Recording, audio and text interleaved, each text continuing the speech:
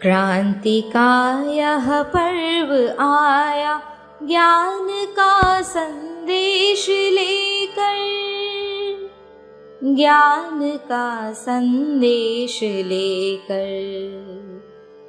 क्रांति का यह पर्व आया ज्ञान का संदेश लेकर, ज्ञान का संदेश लेकर। गहनतम की निशा बीती, भोर आया भाग्य लेकर, दे रही संदेश जग को प्रकृति भी करवट बदल कर। छोड़ तंद्रा उठ पड़ो अब, छोड़ तंद्रा उठ पड़ो अब, कर्म का संदेश लेकर, कर्म का संदेश लेकर। क्रांति का यह पर्व आया ज्ञान का संदेश लेकर, ज्ञान का संदेश लेकर। सूर्य की अरुणिम विभाले, किरण बन उतरा नयन में, साधना का हो बसेरा, गंध बन विचरो पवन में। मातृभू का भार हर लो, मातृभू का भार हर लो, प्रेम का संदेश देकर, प्रेम का संदेश देकर। क्रांति का यह पर्व आया ज्ञान का संदेश लेकर, ज्ञान का संदेश लेकर। क्रांति का यह पर्व आया ज्ञान का संदेश लेकर, ज्ञान का संदेश लेकर। क्रांति का यह पर्व आया।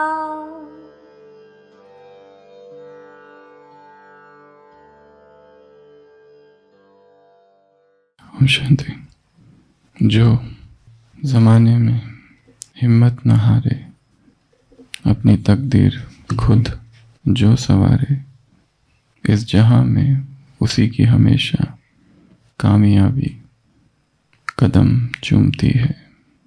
जो ज़माने में हिम्मत न हारे, अपनी तकदीर खुद जो सवारे, इस जहां में उसी की हमेशा कामयाबी कदम चूमती है। क्रांति का यह पर्व आया। क्रांति पर्व है। क्रांति सतत घटने वाली घटना है। संसार में क्रांतियाँ हुई और ख़त्म हुई, पर जब परमात्मा धरा पर आता है तो एक अभिनव क्रांति होती है, एक नूतन क्रांति होती है, एक ऐसी क्रांति जो सतत घटती है, निरंतर घटती है। वो तब भी घटी थी, वो अब भी घट रही है और वो घटेगी, क्योंकि जब भगवान धरा पर आता है तो एक ऐसा विज्ञान सिखाता है, परिवर्तन का विज्ञान, जो आज तक शायद किसी ने नहीं सिखाया होगा। तो यज्ञ इतिहास का ये सिलसिला कितने दिन हो गए? पिछले 57 दिनों से चल रहा है। जो हमने कल भी देखा था कि शुरुआत से लेकर तो नए नए नज़ारे सामने आए, और बाबा कहते थे कि जितने विघ्न आएंगे, जितनी समस्याएं आएंगी, जितनी परिस्थितियां आएंगी, जितने किस्से कहानियां इस यज्ञ के इतिहास के साथ जुड़ेगी, उतना ये यज्ञ निखरेगा। और वो केवल यज्ञ की ही बात नहीं, हमारे जीवन की भी बात है। जिस जीवन में संघर्ष नहीं, विघ्न नहीं, समस्याएं नहीं, मुश्किलें नहीं, वो जीवन नहीं है, वो मृत्यु है। तो बहुत तीव्र पुरुषार्थ के मार्ग पे यदि चल रहे हैं और कोई भी विघ्न नहीं आ रहा है, तो हो सकता है कोई गलती हो रही है। सब कुछ होगा जो यज्ञ के साथ हुआ है वो हमारे साथ भी होगा। जीसस क्राइस्ट बाइबल में वाक्य है, they have persecuted me, they will persecute you. उन्होंने मुझे सताया, वो तुम्हें सताएंगे। उन्होंने मुझ पर पत्थर फेंके, वो अपने शिष्यों से कह रहा है, दे विल स्टोन यू, वो तुम पर भी पत्थर फेंकेंगे। वो मुझे सूली पर चढ़ा रहे हैं, वो तुम्हें भी सूली पर चढ़ाएंगे। परंतु वो मेरी महिमा एक दिन गाएंगे तो तुम्हारी भी महिमा एक दिन गाएंगे। और हर क्रांति एक दर्द, एक पीड़ा से गुजरती है। तो हमने देखा शुरुआत के दिनों से लेकर विरोध चालू ही था। कब तक चला? 1980s के बीच तक। अभी भी चालू है, परंतु उस रीति से नहीं जैसे 80s तक चल रहा था। मिड 80s तक थोड़ा थोड़ा चालू ही था। संकोच होता था लोगों को आने के लिए, या डर भी था। तो ऐसी बहुत सारी भ्रांतियां, अफवाहें पहले से फैली हुई है। तो ब्रह्मा कुमारियों का विरोध कोई नई बात नहीं है। तो आज के इस सत्र में हम ऐसी 16 प्रकार की भ्रांतियां या 16 प्रकार के विरोध जो यज्ञ को शुरुआत से सामना करना पड़ा, उसकी चर्चा करेंगे। पर जैसे कहा है कि जब अचानक कोई आकर सत्य बताता है तो जो सोए हुए लोग होते हैं उन्हें वो बिल्कुल पसंद नहीं आता है। अंधों की नगरी में कोई एक व्यक्ति आ जाए जिसे दिखाई देता है और वो उनसे कहे कि तुम सब अंधे हो, तो वो उसका क्या हाल करते हैं? वो देखते हैं कि जब तक ये अंधा ना बन जाए उन्हें चैन नहीं आता है। जो किसी की नींद तोड़ने आता है, गहरी नींद में हम सोए और आकर कोई जगा दे, तो वो मित्र अनुभव होता है या शत्रु? तो भगवान ने आकर नींद तोड़ दी और जो जाग गए, अब उनको कहा कि तुम जाकर दूसरों की नींद तोड़ो। और जैसे ही वो निकले तो घोर तंद्रा और निंद्रा में जो सोए थे उनके लिए ये असहनीय था। जो सत्य के मार्ग पर चलता है उसकी राह में दुश्मनों की कमी नहीं है। इतिहास में वर्णन है चनक का। धननंद के साम्राज्य में आचार्य चनक था, सत्यवादी, जिसने धननंद के खिलाफ आवाज उठाई। और धननंद ने क्या किया? उसको पकड़कर कारागार में डाल दिया। चनक की पत्नी सोचती है कि मेरा पति आएगा, वापस आएगा, परंतु उसका बेटा विष्णु वो क्या कहता है? एक बहुत अच्छा ये वीडियो है 2 मिनट का।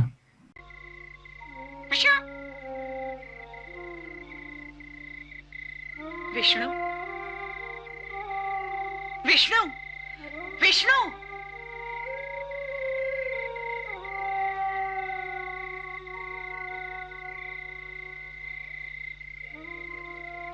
तेरे पिता कहाँ है विष्णु?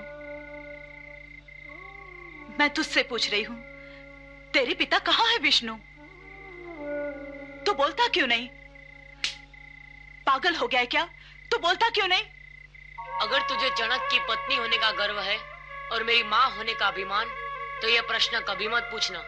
माँ, यदि तुझे अपने पति के मरने का शौक मनाना है तो मना ले, पर मैं आंसू बहाकर अपने पिता के पुण्यों को नहीं धोऊंगा। सुन, तेरे पति को धननंद के सिपाही उठा ले गए।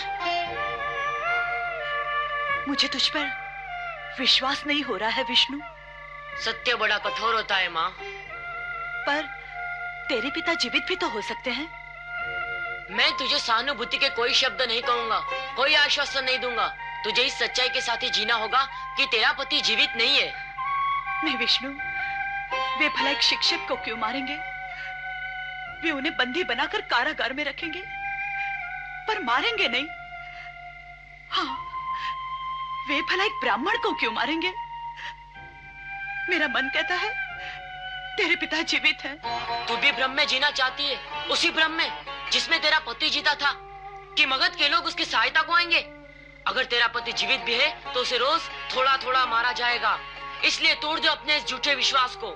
नहीं, मेरा मन कहता है तेरे पिता जीवित हैं। तेरा पति कोई मामूली चोर या हत्यारा नहीं था, वो सच के लिए लड़ने वाला था, और सच के लिए लड़ने वालों को कारागार की सलाह के नहीं, मृत्यु ही रोक सकती है। तेरा पति तुझे मुझ पर बिल्कुल दया। तेरा पति तुझे मुझ पर बिल्कुल दया नहीं आती। वो कहता है जो मर गया वो मेरे पिता नहीं थे, मेरे पिता तो मेरी रक्त की धमनियों में बह रहे हैं, जनक का पुत्र चाणक्य के रूप में। तो संसार में क्रांतियाँ हुई है, और जिन्होंने भी क्रांति की उनके साथ क्या हुआ, मार दिया गया, क्योंकि ये संसार सहन नहीं कर सकता। तो विरोध, निंदा, ग्लानि, विघ्न, आरोप, धोखा, जो कल भी हमने देखा, ये सब कुछ सहन हुआ, और शुरुआत से ही ये होता रहा। परंतु ये परमात्मा कीमिया, गॉड्स एल्केमी है कि जो जो विघ्न आए, धीरे धीरे धीरे धीरे सब कुछ पार करते हुए ये कारवा आगे ही बढ़ता गया। तो कौन कौन से विरोध? सबसे पहला जो शुरुआत से होता आ रहा है, ब्रह्मचर्य। ये लोग क्या करते हैं? परिवार को तोड़ते हैं। सबसे पहला विरोध, क्योंकि जो कन्या है वो कुमारी है, उनके लिए भी फिर भी ठीक है, पर जो विवाहिता है, जो मैरिज में है ऑलरेडी, उनके लिए भी ब्रह्मचर्य। बस परिवार, फैमिलीज को तोड़ने का काम है। ऐसी इनकी एक भ्रांति जो शुरुआत से फैली। पहले हम पूरे नाम गिनाएंगे, फिर एक एक के विस्तार में जाएंगे। तो सबसे पहले तो ये था। दूसरा, इनके पास एक जादू है, जो एक बार यहाँ जाता है वो वापस लौट कर नहीं आता है। अगर कोई जाने निकलता है तो उसे ऐसी विदाई दी जाती है कि जैसे वो अपने जीवन की अंतिम यात्रा के लिए निकल पड़ रहा है। माउंट आबू जा रहे हो, पता नहीं वापस आओगे कि नहीं आओगे। तो ये पहला। दूसरा, जादू, सूरमा। तीसरा, पति पत्नी को क्या बना देते हैं? भाई बहन। जो अभी तक पति पत्नी थे, जब से वहां गए, अभी वो अपने पति को भाई कहती है और वो उसको बहन जी। तीसरा। चौथा, इनका ब्रह्मचर्य एक दिखावा है। वैसे है ये पथभ्रष्ट लोग, पर ब्रह्मचर्य क्या है? एक ढोंग है, एक आडंबर है, ऊपर ऊपर का है। पांचवा, ये कोई धर्म है ही नहीं, या फिर ये लोग ये उस समय की बातें बता रहे हैं। 60s की, हम कहाँ पर हैं अभी? 59 और 69 के बीच में। तो ये लोग अमेरिका के एजेंट्स हैं।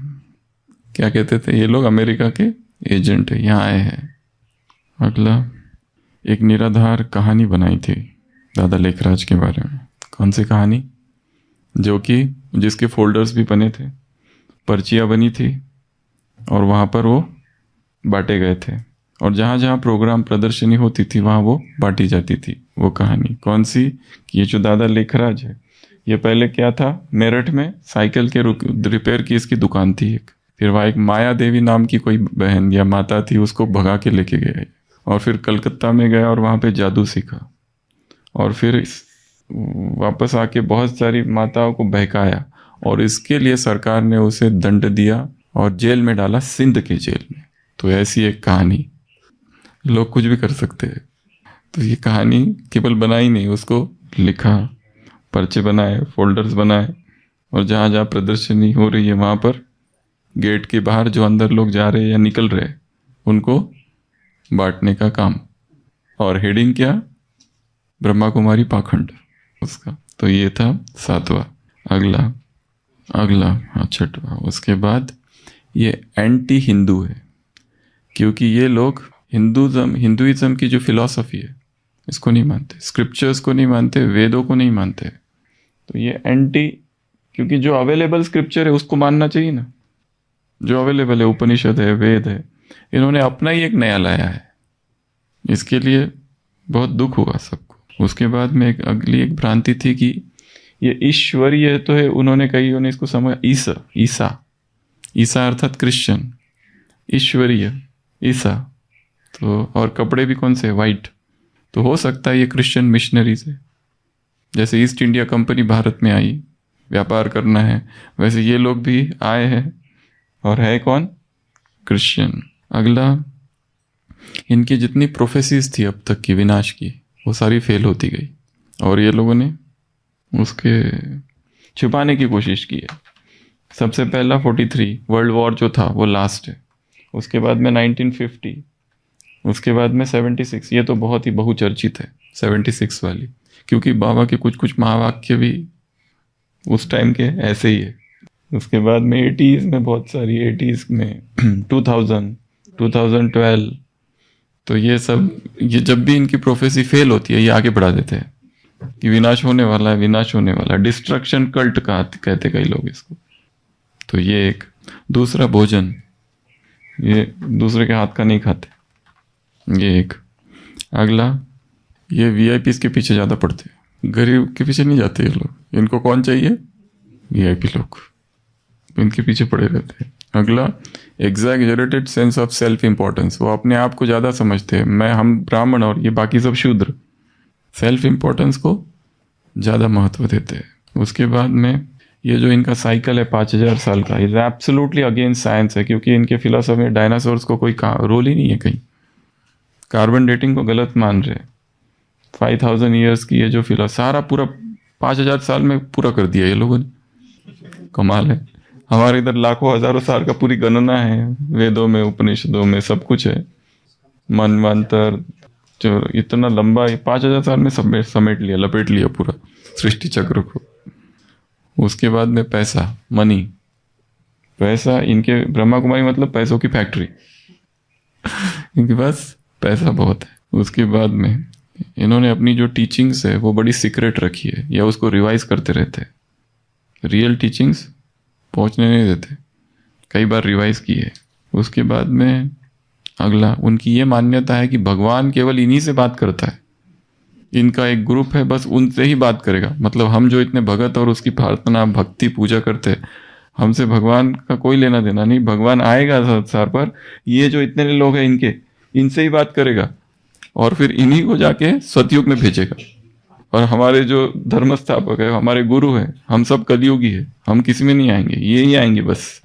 हम अज्ञानी, ये ज्ञानी।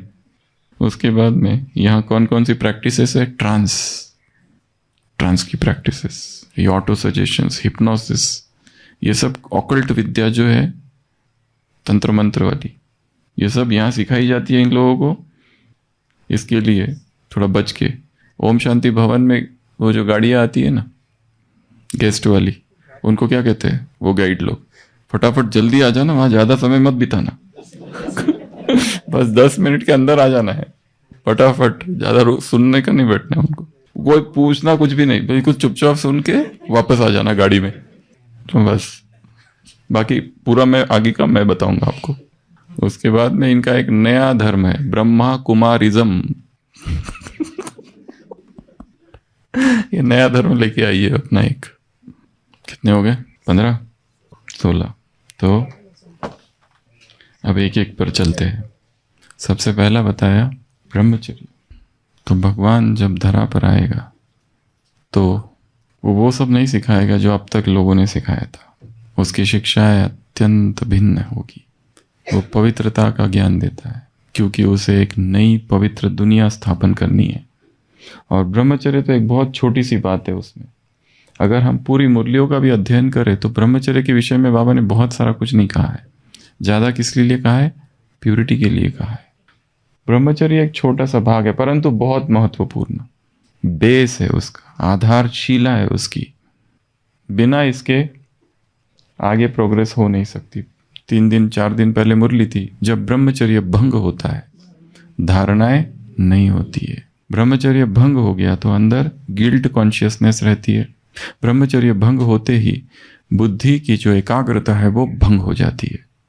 ब्रह्मचर्य भंग होते ही जो कॉन्फिडेंस है ज्ञान योग में आगे बढ़ने का, वो गिर जाता है, खत्म हो जाता है। और ये मान्यता केवल यहीं की नहीं है, अब तक भी संसार में कितनी ढेर सारी बुक्स लिखी गई है ब्रह्मचर्य पर।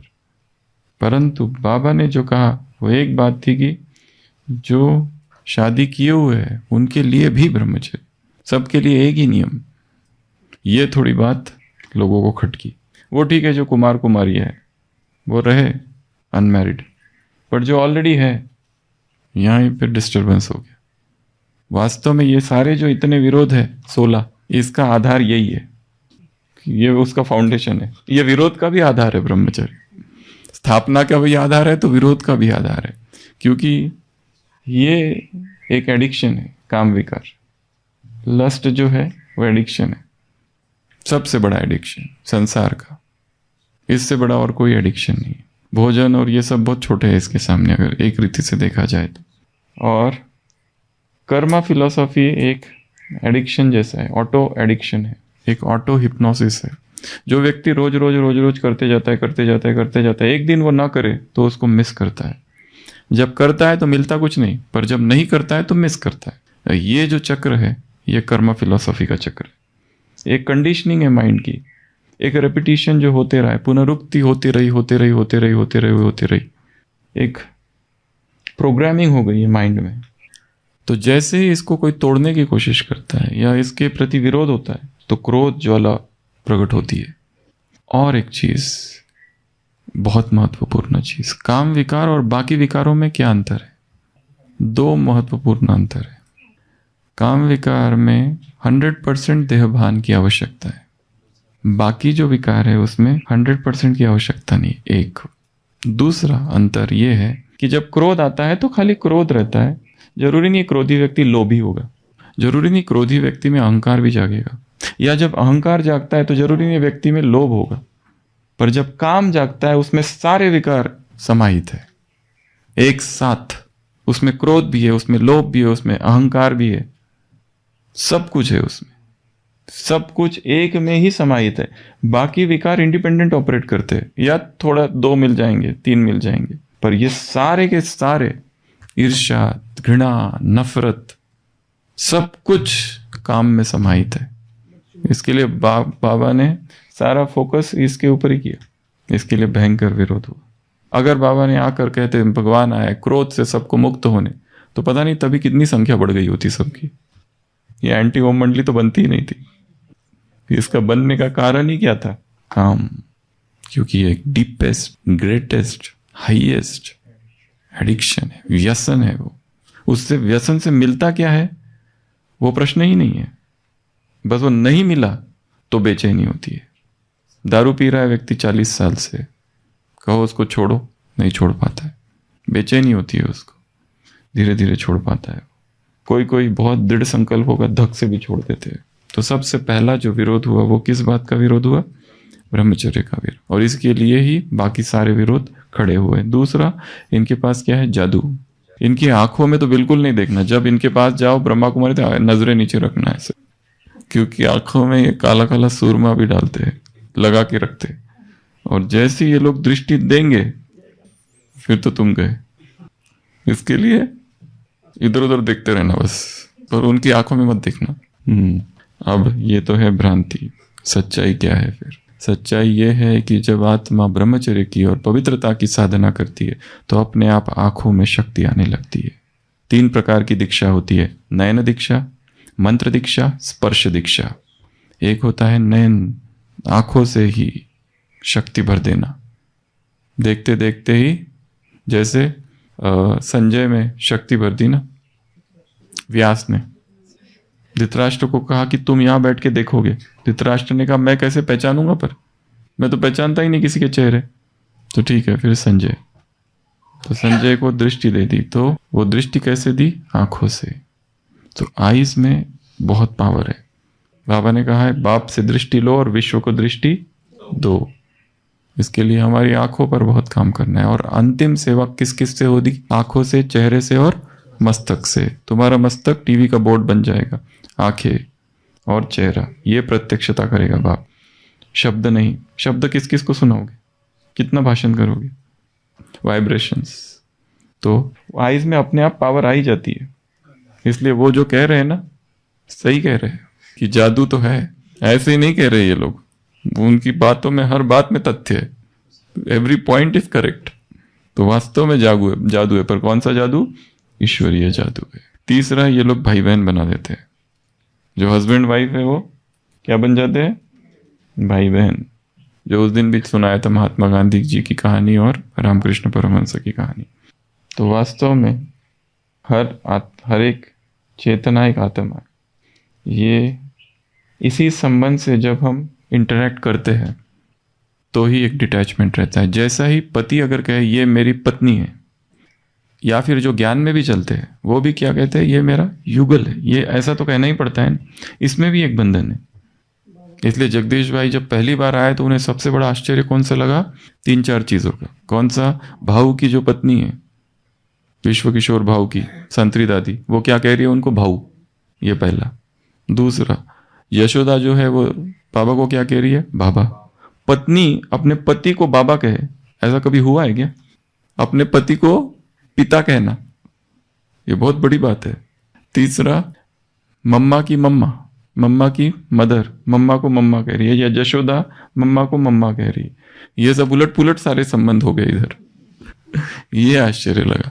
हम जैसे ही किसी से जो संबंध जोड़ते हैं एक बंधन में फंस जाते हैं।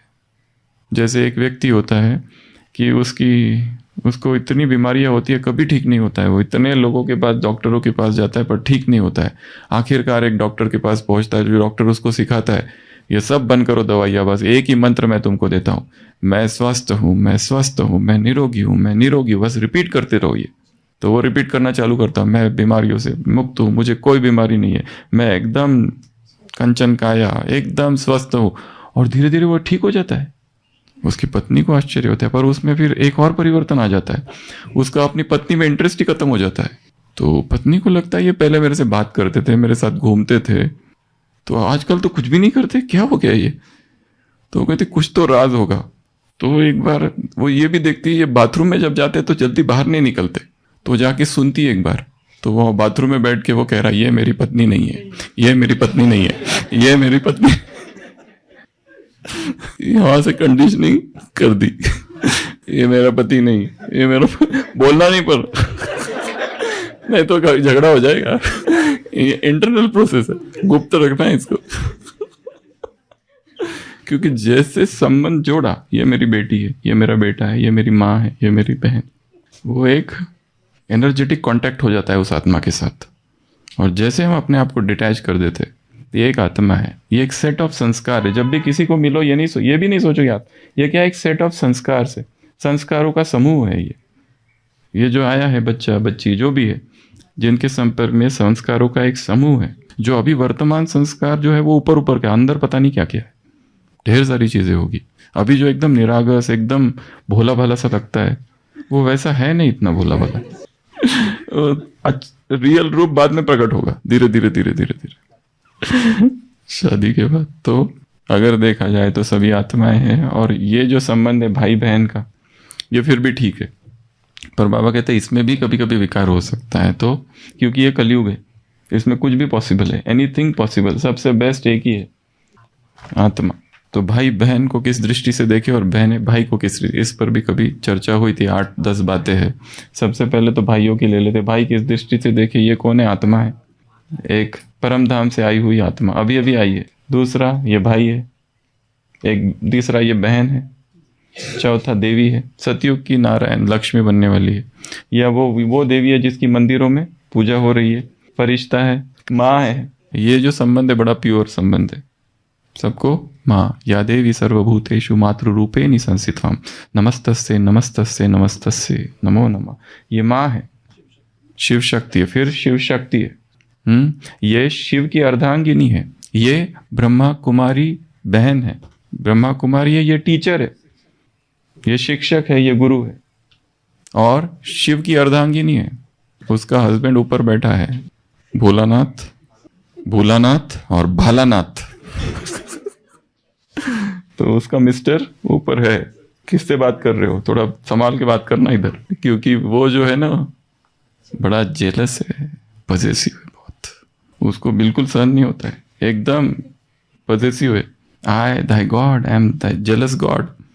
बाइबल का भगवान कहता है मैं बहुत ईर्ष्यालु हूं, अगर उसने तुमको देख लिया उसके साथ तो बस गए काम से, फिर देख लेना। इसके लिए नहीं, हमारा क्या हाल होगा, वो तो उसके साथ दूसरा तुम्हारी खैर नहीं, फिर तो भाई बहन बनाते नहीं है ही पहले से, कि गलती से हस्बैंड वाइफ बन गए। अगला, ये लोग पथभ्रष्ट करते, ब्रह्मचर्य इनका दिखावा है, ढोंग है। ढोंग अगर होता तो इतना सहन क्यों करते? ढोंग अगर है तो किस लिए, किसको दिखाने के लिए, क्यों मुसीबत मोल लेना है? हाँ, और ढोंग जो है वो अल्पकालिक होता है, लंबा समय चले ऐसा नहीं हो सकता है। और करे भी किस लिए, क्यों कर रहे ढोंग? अगला, ये एजेंट्स है अमेरिका के, तो इनको पैसा तो फिर अमेरिका से आना चाहिए ना, ठीक है ना। एक तरफ तो ये भी कहते हैं कि ये लोग कुछ मांगते नहीं है, या ये भी कहते हैं कि हम केवल उनसे लेते हैं जो धारणाओं पर चलते हैं। ये परस्पर विरोधी बातें हैं बहुत सारी, अगर ऐसा होता तो। अगला, ये जो कहानी बनाई थी बहुत बड़ी, जो लंबी चौड़ी कहानी बनाई थी ना दादा लेखराज, थोड़ा जाके सिंध में जाके थोड़ी इंक्वायरी करनी चाहिए थी ना। ये कौन था, ये जौहरी था या साइकिल वाला था? जो सत्य बातें असत्य बातें होती है, अफवाह होती है, उसमें कोई दम नहीं होता है। वो थोड़े समय चलती है और थोड़े समय आकर्षित भी करती है लोगों को, बाद में चलती नहीं, क्योंकि पर उस समय इस बातों की वजह से, अब जिस परिवार को बिल्कुल भी पता नहीं और उन्होंने फर्स्ट स्टोरी ही ये सुनी, अब उनको कहीं कहे चलो तो संकोच करेंगे जाने में, कौन जाएगा? अब उस समय की बात छोड़ो, अभी अगर कोई कहे तो अभी सोचो, नई एक संस्था चालू हो गई है जहाँ पे कन्याएं जा रही है, माताएं जा रही है, और वो कहती है हमको ये हुआ, हमको वो हुआ, और फिर साथ साथ हम न्यूज़पेपर में रोज खबरें पढ़ रहे हैं ऐसी सारी। जाने की हिम्मत नहीं होगी। उस समय तो मीडिया बहुत छोटा था, अभी तो बहुत बड़ा है। तो जब भी कोई भी बात सुनो, विश्वास नहीं करना है उस पर। जब भी कोई हमें आके किसी के बारे में बताए कि ये ऐसा है, ये वैसा है, ये वैसा है, होगा शायद वो बिल्कुल अपोजिट। कोई कहे कि ये बहुत क्रोधी है, पर वो तो एकदम प्रेम का सागर है। कोई कहे बहुत अहंकारी है, वो तो जैसे वो उस दिन वो एक स्टोरी सुनाई थी ना मोहम्मद पैगंबर की, पूरा एक क्लास सुना था। एक ज़ईफ़ा थी, वो एक बूढ़ी औरत होती है ना, उसने सुन रखा था कि ये जो मोहम्मद है ये सबको मुस्लिम बनाता है और वो बहुत अहंकारी है। वो था ना, फिर उसको कहीं वो कहती है अब मैं यहाँ नहीं रहूँगी। वो गीत है, पूरा क्लास हुआ था यहाँ पर एक बार।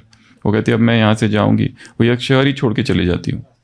और फिर उसके पास सामान होता है, तो एक वो व्यक्ति जा रहा था, वो कहती है मेरा सामान उठा के जाओगे? वो कहते हैं हाँ चलूँगा, चलो। और वो सामान उठा के चलता है उसका, और फिर उसको बताती है कि वो जो है ना यहाँ पर एक मोहम्मद है, उससे बिल्कुल तुम बच के रहना, उससे उसके झांसे में बताना तुम। और वो सब सुना है एक ज़ईफ़ा थी कि जो मक्का में रहती थी, वो इन बातों को सुनती थी मगर खामोश रहती थी। वो सुनती थी मोहम्मद है कोई हासिम घराने में। ऐसा गीत है ना पूरा उर्दू।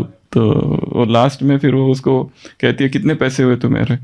तो वो कहता है पैसे की ज़रूरत नहीं है, मैं तो एक गुलाम हूँ। तो वो फिर जाते जाते भी उसको बताती है कि बच के रहना, और फिर लास्ट में पूछती है तुम्हारा नाम क्या है? तो फिर लास्ट में होता था मैं ही मोहम्मद हूँ। तो ये ऐसा है। तो फिर उसके बाद में ये लोग क्रिश्चियन मिशनरी भारत में आते थे, और जो गरीब लोग होते थे उनको पैसे देते थे या फिर उनको शिक्षा देते थे, और फिर वो कन्वर्ट होते थे इस तरह से। ये भी कोई निराधार है। जिसको सत्य जानना है वो सत्य तक पहुंचे, इंक्वायरी करो, पहुंचो, अपने आप पता चल जाएगा। उसके बाद में इन्होंने अपनी बहुत सारी जो प्रोफेसीज है विनाश की, इसको विनाश डिस्ट्रक्शन कल्ट भी कहते हैं कई लोग। ये जब देखो तब विनाश विनाश की बातें करती रहती है। ब्रह्मा कुमारी अर्थात विनाश। तो बाबा ने कभी भी ऐसा कहा ही नहीं है। कोई डेट आज तक दी है? कभी नहीं दी है। वर्ल्ड वॉर कभी नहीं, 50 कभी नहीं, 76 की स्टोरी उस दिन सुनाई थी डिटेल में कि ये कैसे फैल गई, वो राजौरी गार्डन वाली।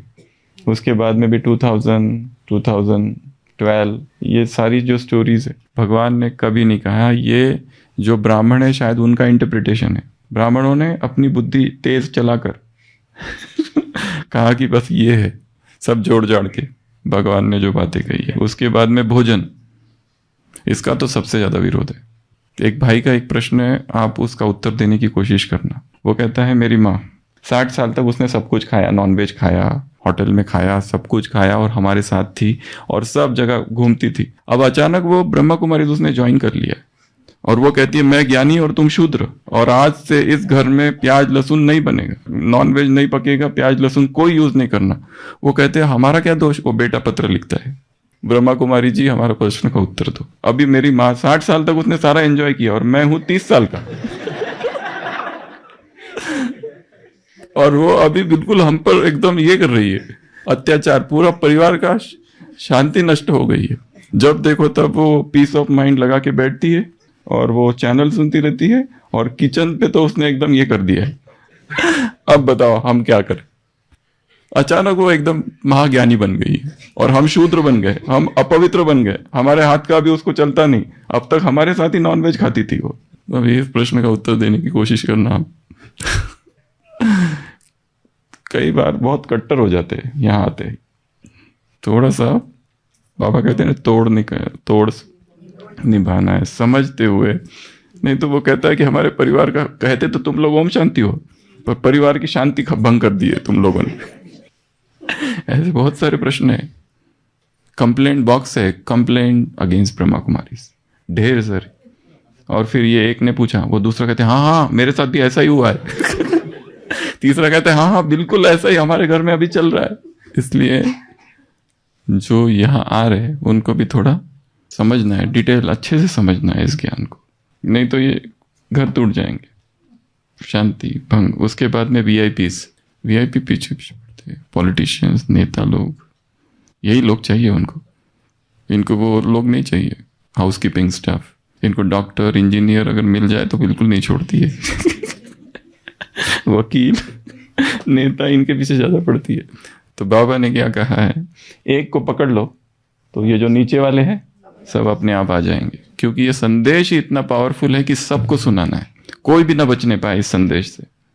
ये ऐसा संदेश है तो हर एक तक ये संदेश पहुंचाना ही है। इसके लिए जब लोग सोचते कोई आमदार कोई खासदार आया है तो जरूर कुछ तो दम होगा इनमें, तो बाकी भी आ जाते। तो भगवान की मेथड टेक्निक बहुत यूनिक है, बहुत यूनिक है। तो ये एक रीति से उनका जो देखा जाए वो राइट कह रहे हैं, हम करते ही है ऐसा, अब क्या करें, ऐसा ही सत्य है। पर हमारी जो मंशा है उसके पीछे की बहुत ऊंची है, इंटेंशन बहुत प्योर है। उसके बाद में ये अपने आप को ज़्यादा इंपॉर्टेंस देते हैं, हम ब्राह्मण और वो शूद्र। पर इसमें थोड़ी सी ब्राह्मणों की भी गलती है, ब्राह्मणों की भी। ये कोई बताने की बात नहीं होती है। तुम नॉन बीके हो ना, तुम उधर खड़े हो। बाबा ने कहा बीके नॉन बीके, ये डिस्टिंक्शन किसका है? ये हम भी कहते हैं, ये ज्ञानी भोजन यहाँ करेंगे, अज्ञानी वहां करेंगे। अभी जो आ रहा है बेचारा पहली बार, उसको पहला ही टाइटल क्या दे दिया, पहला ही सोमान, तुम अज्ञानी हो, तुम नॉन बीके हो। बेचारे को कितना बुरा लगता होगा। हाँ, पहले ही दुखी हो जाता है वो। तुम ज्ञान में चलते हो? नहीं चलते ना, ऐसे बात करते। ये सब बात करने की जरूरत ही नहीं है।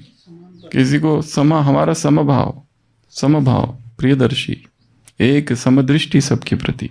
कौन ज्ञानी कौन अज्ञानी हो सकता है? जो आज अज्ञानी है, पता नहीं पूर्व जन्म के कितने पुण्य है उसके, वो तुमसे भी ज्यादा आगे निकल जाएगा जैसे ही आ जाएगा वो। हाँ, तो ज्ञानी अज्ञानी का ये नहीं है कि इसने 7 दिन का कोर्स किया। हो सकता है, हम तो देखते हैं हमारे पास क्रिश्चियन नन्स आती है यहाँ पर हॉस्पिटल में, सेंट मैरी स्कूल है, सेंट सोफिया है, वहाँ की सिस्टर्स आती है सारी।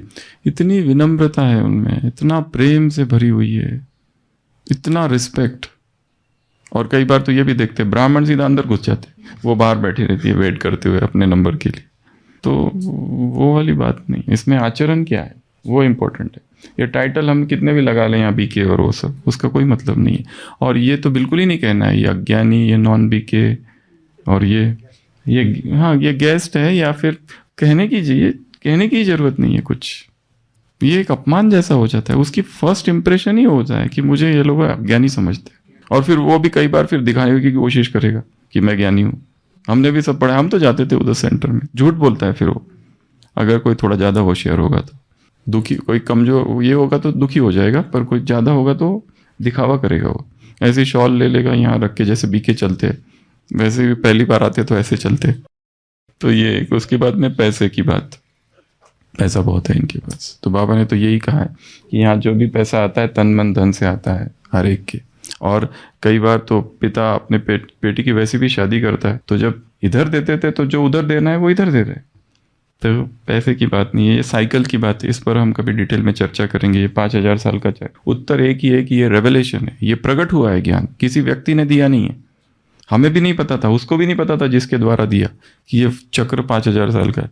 6000 साल का ही क्यों नहीं और 4500 साल का ही क्यों नहीं? ढेर सारे प्रश्न हैं, वो हम देखेंगे। उसके बाद में सीक्रेट रखा है उन्होंने, रिवीजन। तो बाबा ने तो खुद ही कह दिया है कि ये ज्ञान क्या है, धीरे धीरे प्रकट हुआ है और करेक्शन एडिशन होती रहेगी लास्ट तक। ये मत समझो कि ये फाइनल हो गया, और करेक्शन एडिशन होगी शायद कुछ।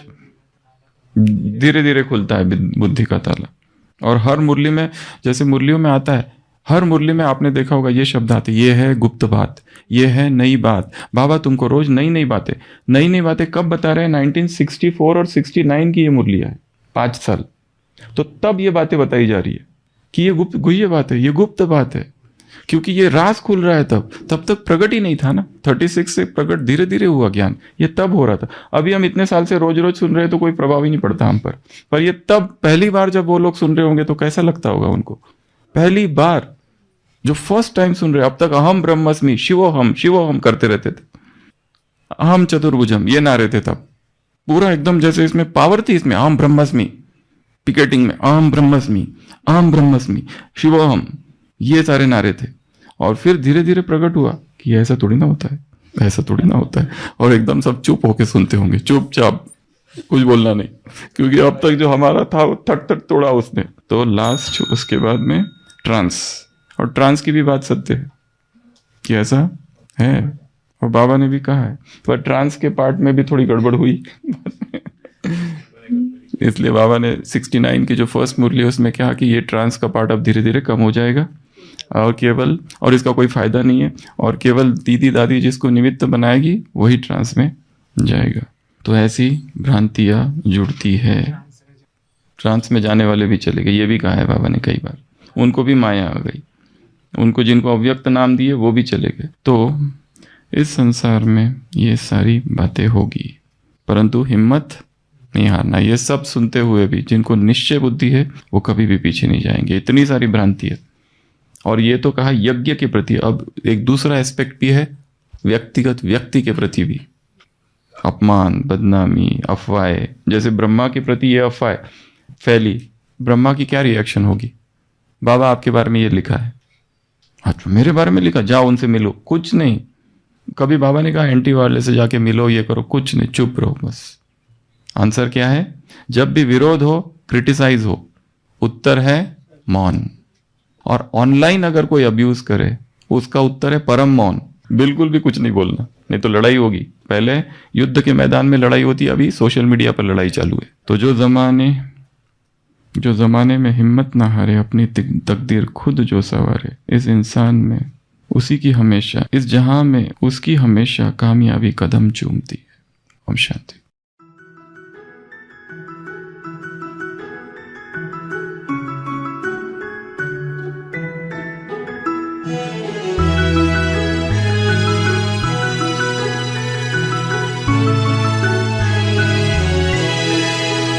जो जमाने में हिम्मत न हारे,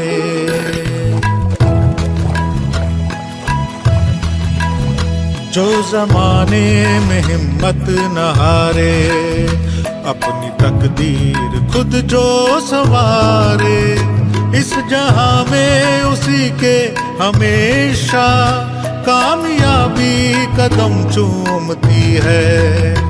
जो जमाने में हिम्मत न हारे, अपनी तकदीर खुद जो सवारे, इस जहां में उसी के हमेशा कामयाबी कदम चूमती है। जो जमाने में हिम्मत न हारे।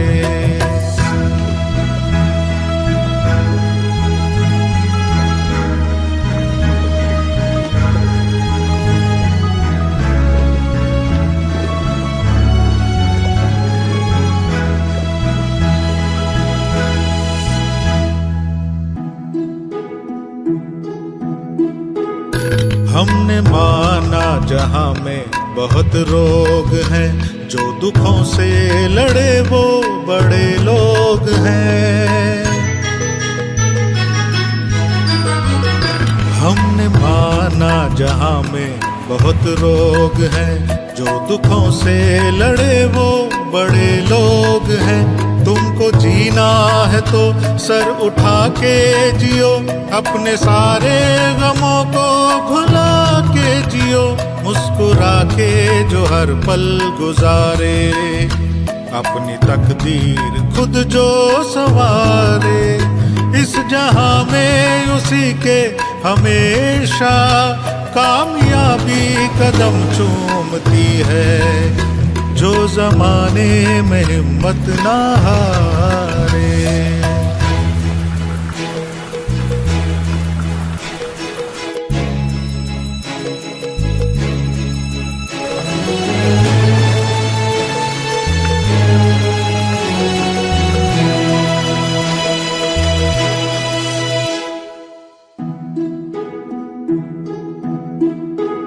तुम हमारी उम्मीदों की तकदीर हो, आने वाले जमाने की तस्वीर हो। तुम हमारी उम्मीदों की तकदीर हो, आने वाले जमाने की तस्वीर हो।